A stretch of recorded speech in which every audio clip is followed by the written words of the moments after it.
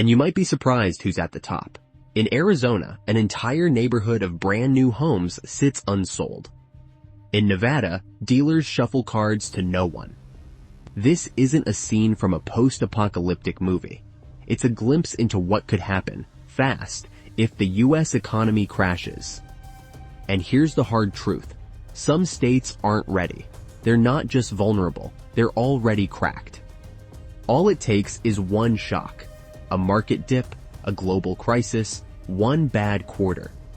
Which states will fall first? Which ones are already unraveling beneath the surface? And most importantly, are you living in one of them?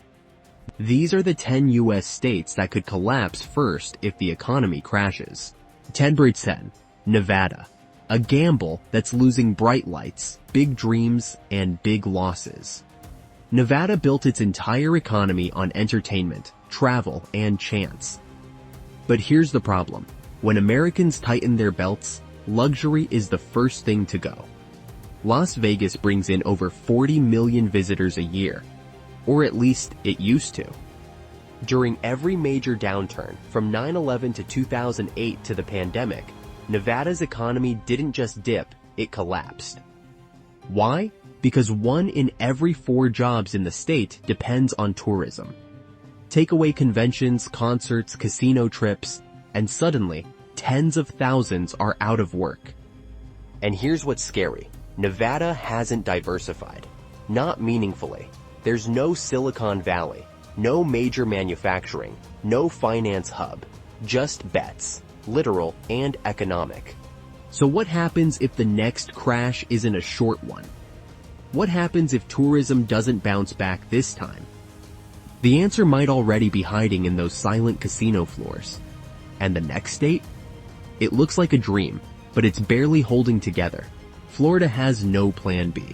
But if you think that's bad, the next state has no margin for error, because everything it has depends on planes landing safely. Let's start with the obvious. Florida doesn't have a state income tax. That's great in good times. But in a downturn, it means the state relies heavily on sales taxes, tourism, and real estate transactions. Now picture this. The economy crashes. People stop buying homes. They cancel vacations to Disney. Restaurants empty out.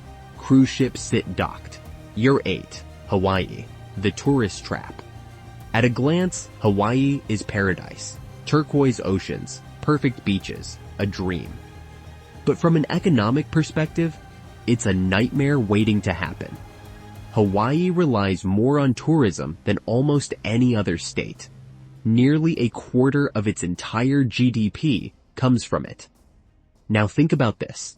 If flights slow down, if travelers cut costs, if international tourism collapses like it did during COVID, Hawaii flatlines. And it's already happening. Visitor spending has been falling for 2 years straight. Hotels in Oahu and Maui are reporting some of the lowest occupancy rates since 2020. But it's not just fewer tourists. It's that each tourist is spending less. Now add in the rising cost of living, some of the highest in the US, and you've got a situation where both residents and businesses are barely holding on. Even worse, wildfires. Maui's devastating blaze in 2023 scared off travelers and devastated local economies. And rebuilding takes money, money that disappears in a recession.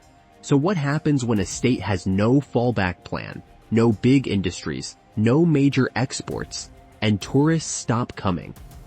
Hawaii is already on that edge. But the next state? It's facing a slow-motion disaster no one's talking about. But now let's head to a place where the warning signs aren't subtle. They're loud, they're public, and they've been ignored for decades.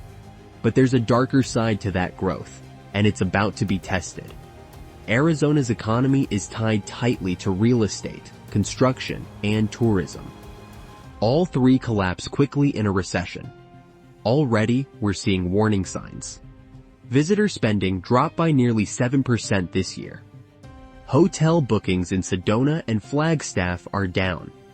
Canadians, once a huge tourist base, are skipping the trip entirely. Meanwhile, temperatures are rising fast. In Phoenix, record-breaking heat waves are becoming the norm. Not only does that drive away tourists, it increases costs, air conditioning, emergency services, water usage.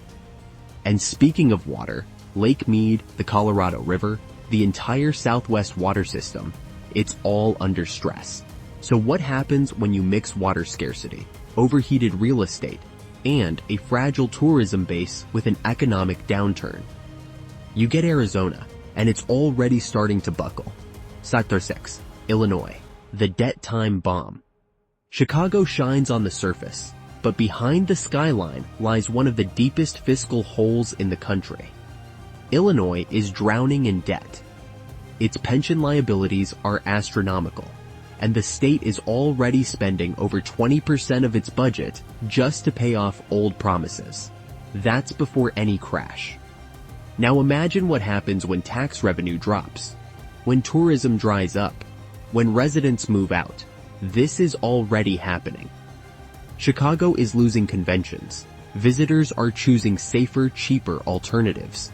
And meanwhile, smaller cities like Rockford and Peoria have never recovered from the last downturn.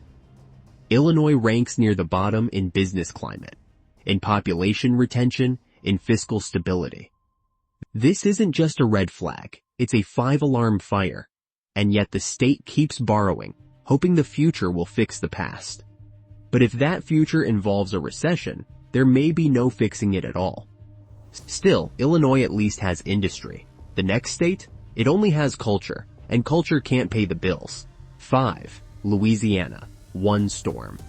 Away New Orleans is one of America's most iconic cities. Music, food, history, soul. But that soul is in danger, because Louisiana's economy depends on people showing up. Mardi Gras, Jazz Fest, Bourbon Street. These aren't just events, they're economic engines. But since 2022, international travel has fallen by more than 20%. Hotels are seeing fewer bookings. Major festivals are struggling to stay afloat. And entire neighborhoods that once thrived on tourism are seeing businesses close. Now add in extreme weather, rising crime rates, and a declining oil sector, and you've got a house barely holding together. The most chilling part? Over 200,000 jobs in Louisiana are directly tied to tourism. One bad season could collapse them. And outside of New Orleans, many rural areas are already in poverty. A recession would just deepen the hole. So what happens when both urban and rural parts of a state are vulnerable and the weather is getting worse every year? You get a state that's hanging by a thread. 4. New Mexico. Out of options. New Mexico doesn't make headlines, but in a recession, it won't need to. This state is one of the poorest in the nation.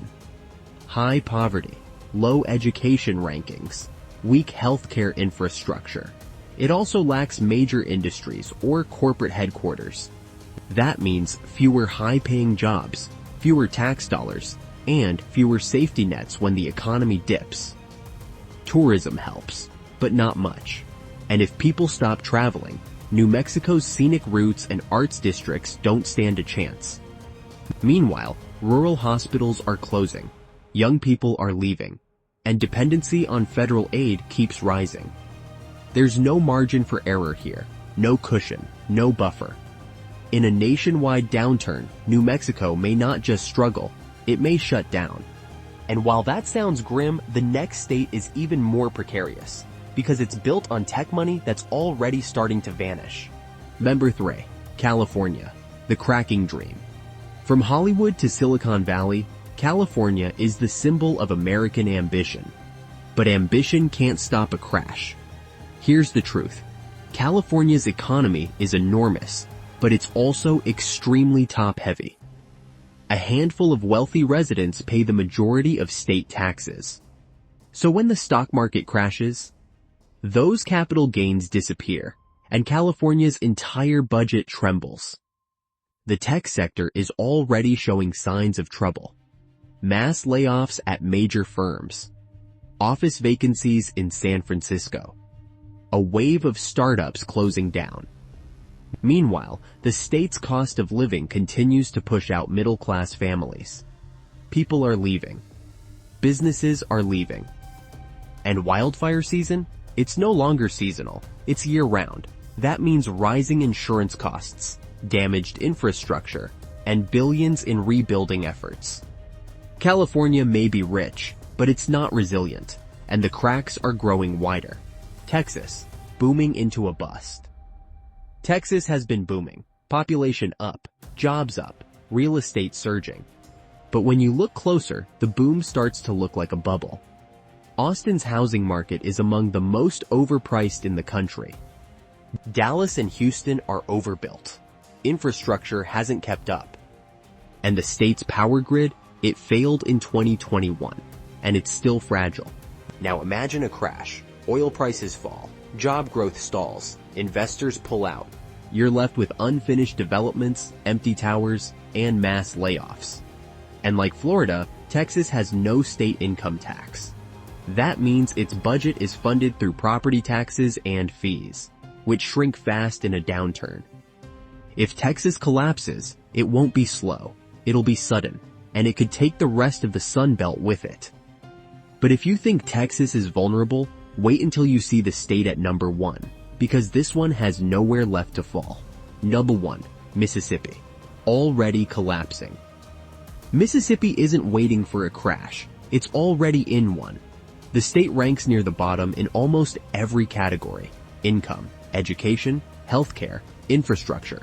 It has the highest poverty rate in America, and over a third of its population depends on federal aid just to get by. There's little tourism, no major industries, few high-paying jobs, and the youth are leaving in droves. A recession here wouldn't feel like a shift. It would feel like the lights going out, hospitals closing, schools underfunded, small towns vanishing. And the scariest part? No one's watching. No one's talking about it. Mississippi won't make the headlines during the next crash, because by then, it'll already be too late. These 10 states aren't just names on a list. They're canaries in the coal mine. Because when the economy crashes, it won't crash evenly. It'll hit where it hurts most, where the foundations were never strong to begin with. If you live in one of these places, the time to prepare isn't later, it's now. Because the next economic collapse won't give a warning. And when it hits, some states may never recover.